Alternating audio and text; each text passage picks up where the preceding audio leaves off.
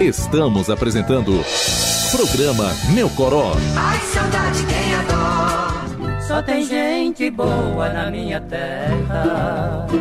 Essa gente sabe se divertir com aqueles tipos inteligentes que quase matam a gente de rir. Mas nesse Coró tem cada história, rapaz. Tem demais, tem muita história, e essa história aconteceu ontem.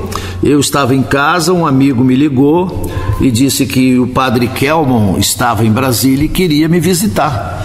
Eu nem sabia que o padre Kelmon sabia da minha existência, porque antes dele aparecer na televisão eu não sabia quem era. Eu aproveitei a entrevista para perguntar quem ele era e se ele era padre ou se não era padre. Vejam a entrevista completa, vejam o que ele respondeu. Eu estou recebendo em nossa residência o padre Kelmon. Vocês se recordam que na última campanha presidencial, do nada surgiu uma figura que deu um rebuliço danado, porque foi aquele camarada que chegou frente a frente com o então candidato Lula e tiveram um entrevero, a coisa pegou fogo, o Bonner não sabia o que fazer, né? E ele virou uma personalidade política e, passada a eleição, ele continua agora fazendo o seu trabalho político, veio nos visitar e, com muito prazer, eu recebo aqui o padre Kelmon. Padre Kelmon, aqui a Super 95 FM de Coromandel, uma emissora que atinge toda a região do Alto Paranaíba, do Triângulo Mineiro e uma parte do estado de Goiás. O que fez o padre Kelmon entrar na política? Como é que você, de repente, você que não tinha disputado nenhum cargo público, você sai para candidato a presidente da República? Olha, em primeiro lugar, eu quero agradecer a oportunidade de poder expressar para o povo, acho que pela primeira vez que eu falo sobre isso, numa rádio. Roberto Jefferson, todo mundo conhece, foi quem me fez o convite. Eu entrei não para disputar cargos eletivos. Ele seria o candidato e foi impedido? Ele era o candidato a presidente. E aí foi impedido? Ele foi impedido, então o pessoal da Nacional, do PTB, decidiu que eu deveria ser o candidato a presidente e que o pastor Gamonal seria o vice. Mas você já fazia parte do ambiente político ali? Como é que seu nome surgiu? Já. Eu e o pastor, nós éramos, ele e eu, vice-presidente do Movimento Cristão Conservador e eu, coordenador do Movimento Cristão Conservador. Nós fazíamos um trabalho interno. Isso na Bahia? Não, nacionalmente. Nacional, né? No PTB Nacional. Nós fazíamos um trabalho interno. Qual era o trabalho?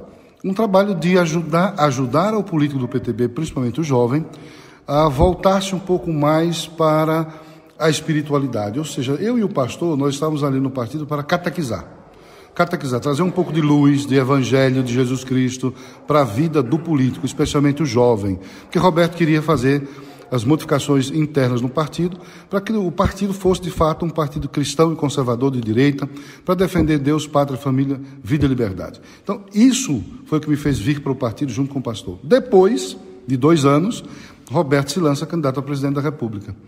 E aí, quando ele é impedido, decidem que seríamos nós dois. E aí nós entramos na política. E como é que foi assim? Você é uma pessoa de bastidores que estava cuidando dessa parte de evangelização e tal. De repente você se vê na TV Globo, o Brasil inteiro parado e você num debate aguardado com os candidatos à presidência da República. Como é que foi nesse momento da sua vida? Quero que você conte pra gente o que aconteceu ali. Olha, não vou dizer que foi fácil, mas nós tínhamos uma equipe, ninguém faz nada sozinho, uma equipe, era Roderick, Cortese, Márcio, uma equipe de assessoria que nos ajudava e nos orientava o que devíamos fazer e não fazer, porque nós éramos inexperientes nesse embate com as mídias, né? E de fato eu me assustei porque eu nunca tinha visto tanto jornalista junto, em cima de uma única pessoa, mas ao mesmo tempo, como eu já estava acostumado a falar em público por conta da igreja, e com bispos e autoridades e tal, eu encarei aquilo da seguinte maneira: eu vou simplesmente achar que eu estou numa grande paróquia, que o Brasil é uma paróquia enorme e que eu sou o pároco. E como pároco eu tenho que assumir alguns compromissos e responsabilidades e dar conta disso. E por isso eu consegui, acredito que por essa motivação interior, eu consegui enfrentar as coisas com mais tranquilidade, serenidade, inclusive o dia do debate. Porque o dia do debate foi tenso, as perguntas começaram a aflorar em algumas pessoas deixou algumas pessoas assim um tanto nervosas, mas eu nunca fiquei nervoso, fiquei calmo e tranquilo. Mas deixa eu te dizer, lá naquele debate, o Lula disse que você não era padre. E a Soraya Tronic também disse num determinado momento que você não era padre. Você é padre? Essas são as práticas desconstrutivas que a esquerda, ou que aqueles que não são direita, não sei o que são, eles tentam passar para as pessoas quando eles não encontram o que falar mal para descaracterizar ou desconstruir aquela imagem. Então, foram direto em cima daquilo que é mais sagrado para mim, que é o sacerdócio. Eu sou padre, fui ordenado no dia 2 de agosto, 9 horas da manhã de 2015, na cidade de São Paulo, na igreja dedicada a Theotokos, Mãe de Deus. Agora, a curiosidade é que você começou a sua vida religiosa na Igreja Católica Apostólica Romana, né? Você chegou aí para o seminário romano. E depois você encerrou lá, concluiu na Igreja Ortodoxa. Por que isso? Porque eu desconhecia, como todo católico romano, inclusive eu acredito que o senhor também, desconhece que existe o catolicismo oriental e ocidental, e dentro do catolicismo oriental existem as igrejas católicas orientais e as igrejas ortodoxas. E quando nós somos formados na catequese, para a primeira comunhão e crisma, na Igreja Católica Romana, os catequistas não falam isso para nós, eu não sabia que existia isso. Fui descobrir isso já no seminário, já homem de 22 anos, no seminário me preparando para ser sacerdote. E numa aula de metafísica, um professor que gostava muito das igrejas ortodoxas começava a falar para nós: olha, vocês precisam abrir os olhos, não existe apenas a Igreja Católica Apostólica Romana, existe no Oriente, nos países do Oriente, a Igreja Ortodoxa, ela é assim, assim, assado. Isso me encantou e eu fiquei curioso.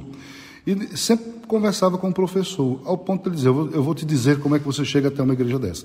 Fui, me apaixonei, gostei no primeiro dia já, missa belíssima, muita mística, muito símbolo, e comecei a buscar então mais conhecimento, me aprofundar mais, ao ponto de chegar para o meu bispo e dizer: olha, eu preciso me desencardinar dessa diocese, porque eu quero me encardinar na Igreja Ortodoxa, na diocese da Igreja Ortodoxa. E assim eu fiz. No início, muitos não me entenderam, né, mas eu tinha que preencher esse meu desejo de querer mergulhar a minha vida sacerdotal nessa riqueza da ortodoxia. E assim eu fiz. Fui ordenado já maduro, porque eu passei 8 anos da minha vida como missionário. Terminei os estudos como seminaristas e passei 8 anos como missionário. Depois é que eu fui ordenado diácono na Igreja Ortodoxa e depois ordenado sacerdote na Igreja Ortodoxa. Já um homem maduro. Bom, você por essa passagem, você virou uma personalidade nacional, né? E quais são seus próximos passos? Qual o caminho político do Padre Kelman hoje? Ouvir o partido. Eu preciso escutar o partido.